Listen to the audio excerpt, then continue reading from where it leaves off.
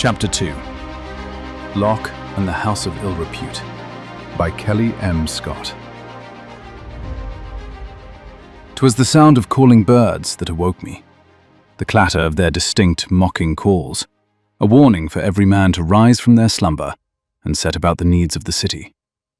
Puck was laying on my chest, pawing at my face. He was outraged at my tardy approach to fetching him a morning meal. Pushing him off me, I arose and accoutred myself for the day's tasks before heading into the kitchen. Puck whined at my feet even as I cut some rabbit meat and placed it in his bowl. I fetched myself an oat biscuit while he ate heartily, with his tail flicking high into the air. My father, Half, had already left to perform his role as a scaffold adjunct. It being the season of the trials, he was busier than usual, and I rarely saw him until the sun was well past risen. I noticed that the red sentinel's robe my sister had loaned me was still hanging on a hook by the door. She must have been unable to retrieve it before her usual morning inspections, but I thought nothing more of it until the next rising of the sun. A deep voice shouting my name from the street had me dropping my half-eaten biscuit. I grabbed the sack of tools I needed for my tasks before heading out for the day. Standing in the shade of a canopy was my best friend, Locke. He had an uncommon silhouette, I thought to myself as he stood there, leaning against the wall, watching an invigilate walk by with a couple of initiates in tow. Locke was sired by a sentinel who had long since gone through the changing. His father, Tam, was a courtesan in the House of Ill-Repute, where oft the sentinel had visited. Their offspring was such an aberration that he would have been put to the sword on birthing had it not been for the sentinel being of a high rank and a benefactor to the city coffers. The father had begged for his son to be spared and swore to take care of the child. So, in a rare show of clemency, Locke's life was spared. The deformities that result from the siring of a youngling by a woman long since changed were difficult for both father and child, but it was as if Locke had many fathers in the House of Ill-Repute. "Well met, Locke," I greeted him. He answered my greeting by grabbing me and pressing my head to his side with his heavy arm. I winced, still a little sore and bruised from the previous night's training. Locke rubbed his knuckles on the top of my head before releasing me. Such rough housing was his way of showing affection, and was nothing compared to the trials my sister put me through. "How you doing, Cobb?" "Don't worry, you'll get strong one day." I patted my hair down flat and pulled the strap of my tool sack over my shoulder. "Have you heard any news about Dingree? I saw her heading for her trials last sunfall," I asked him. "Nothing yet, but I didn't think she was due until later this turning. I think she'll be fine. Do you know a more skilled initiate in Osto than her?" "I don't. I figure if she isn't in the yard, then she must have passed. Nakera told me the Sisters upon High had been expediting the training for initiates recently. Apparently the war in the south has been going poorly, and they desperately need reinforcements." Locke tutted at that and flexed his one strong arm, showing off a bulging bicep. "Shame us men aren't allowed to go fight. I'd love to make a name for myself in battle." I rolled my eyes at him. I'd grown accustomed to his irregular body and face. If not for being sired by a sentinel, I would have thought him good-looking. "Come on, you're going to make us late," I warned him as he looked to try to grab me again. Yeah, okay. Let's go through the South Street Market. It'll get us there quicker." "Fine, but don't try to steal anything on the way through. We don't have time to hide from the guards if they spot you." That seemed to rankle Locke somewhat. "They won't, but fine. Let's just get going." Cutting through several alleyways, we emerged at the lane that led to South Street, and soon we were at the covered market. Dozens of stalls lined the area, filled with everything from cooking pots to luxury robes. Hundreds of people occupied the market at any given time. The sounds of their chattering and bartering hung in the air. We weaved our way through the market throng. A stall trader, with only one eye, shouted at us as we passed him. Apparently, Locke's father still owed 8 denarii for a cask of bitter brew that he'd ordered.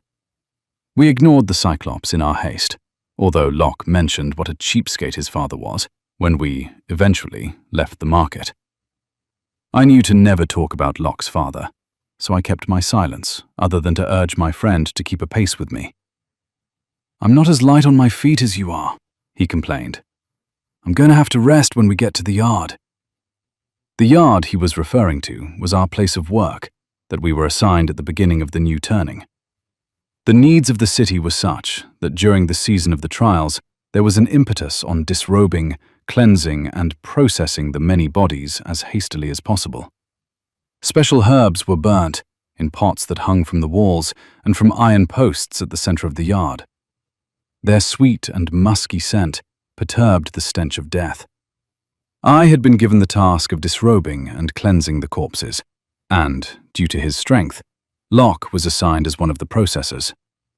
An old patrician was posted here to oversee our work, and with them, a dozen city guards. Some of the men made to work at the yard were prisoners from the tower, and a few had treated the posting as an opportune chance to abscond their incarceration. An unwise action to attempt that oft resulted in they, themselves, being left on one of the carts for processing. I remember that the men from the cells oft had wild eyes and a keen tongue.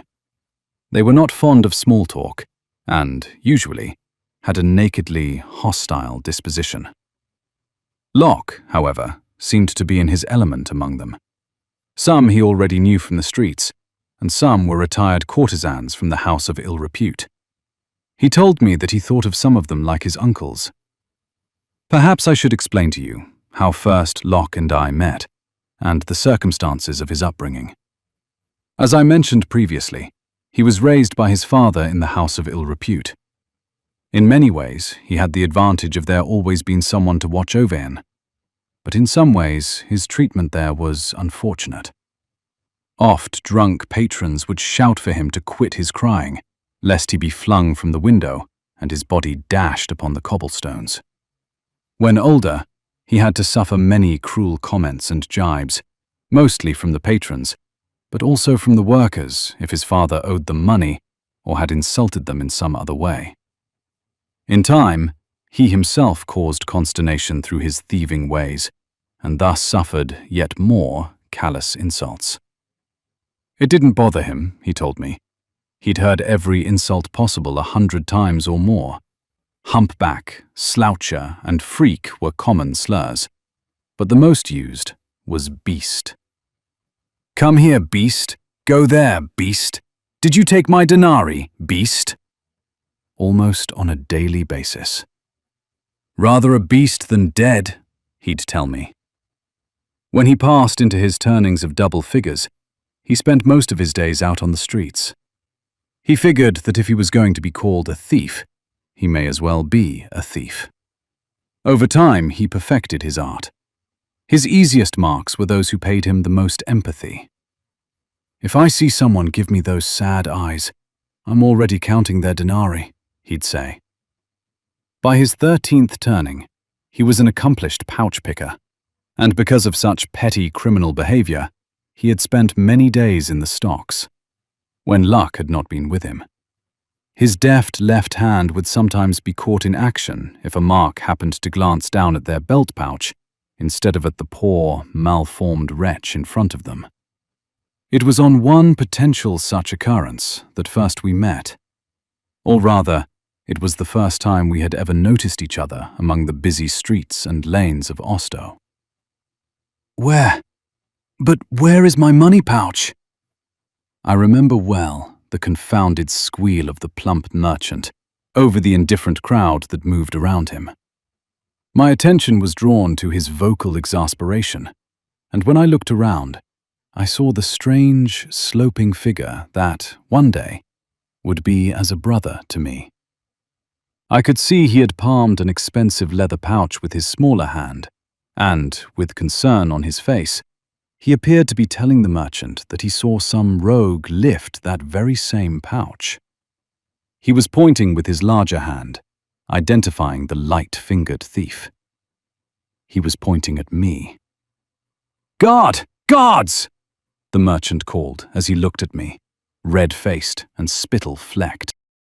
I barely thought to flee, before I felt the strong hands of a sentinel on me. She spun me about as if a youngling had spun one of their raggy dolls and held it aloft for examination. "Yes, that's him. That's the thief. He has my money," the merchant said as he approached me. "Prowler! Prowler! Over there! Run for your very lives!" Someone had shouted into the crowd, and then there was commotion. I saw the sentinel turn to look, and as she did so, her grasp on me softened, just for a moment. I seized the opportunity and wrenched myself away from her grip as swiftly as I could muster. When her attention turned back to me again, I was already sprinting for my life, ducking between the many people who themselves were fleeing in a panic. In folly, I was congratulating myself for being fleet of foot enough to have escaped her, when I felt the sentinel's hand grab the nape of my jerkin, pulling me back to her. At the end of it all, there had been no prowler, and the people in the street went back to their daily routines with a nervous sense of calm. I, however, had suffered a flogging and was placed in the stocks. I protested, of course, because I didn't have the merchant's pouch upon my person, but he said I must have passed it off to a co-conspirator, who no doubt was the one to cause the crowd to panic. The sentinel said I should be grateful that she had decided not to cut off a hand. I held my tongue after that, choosing to suffer the rest of the day squatting in discomfort. Fortunately, few people took notice of me, except for a couple of female younglings who thought it was hilarious to throw pebbles at my head. "Begone!" I shouted at them, angrily, and they skipped away, arm in arm, while giggling. My sentence was to remain locked in the stocks until sunrise, but as it began to get dark and the curfew had hastened people from the streets, I had the familiar pressure in my loins that meant I needed to relieve myself. As if my humiliation and pain were not already too much to bear, the thought of having to spend all night with wet undergarments was beyond the pale.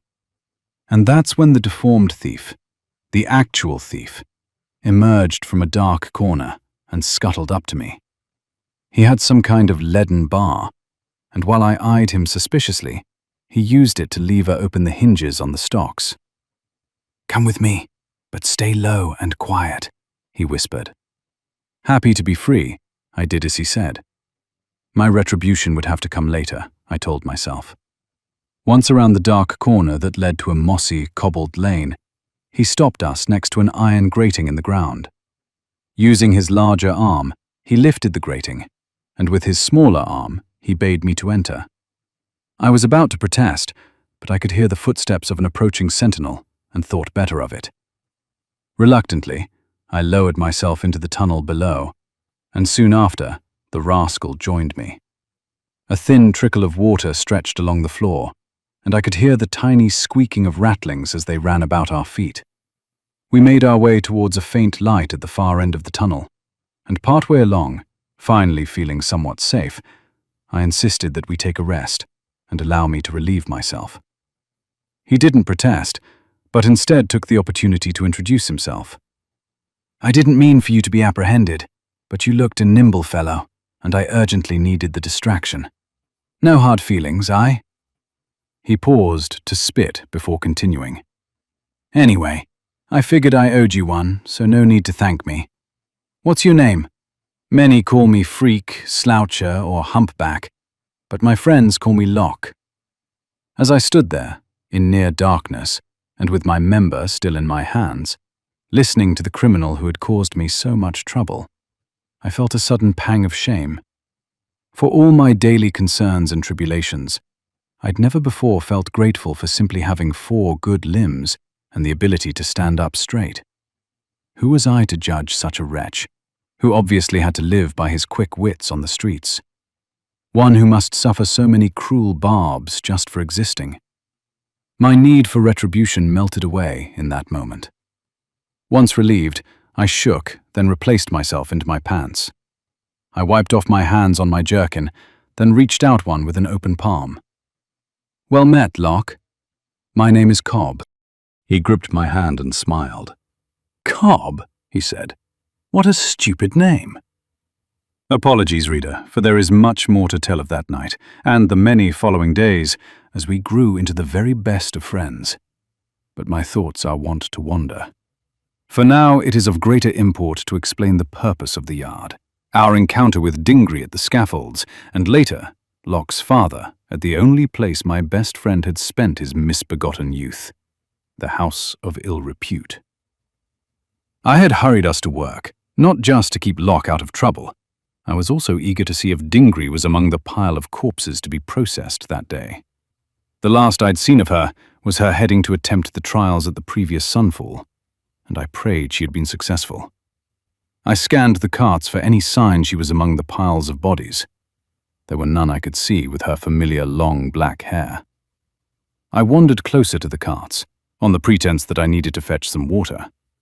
When I was close enough, I counted at least a dozen bodies, 7 males and 5 females.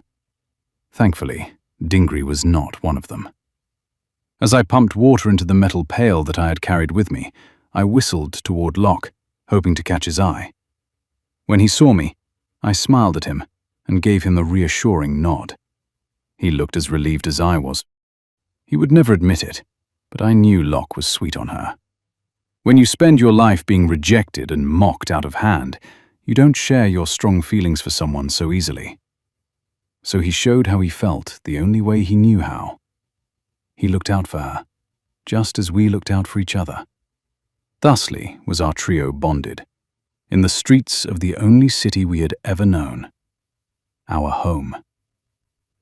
We worked until the sun was just past its highest point that day.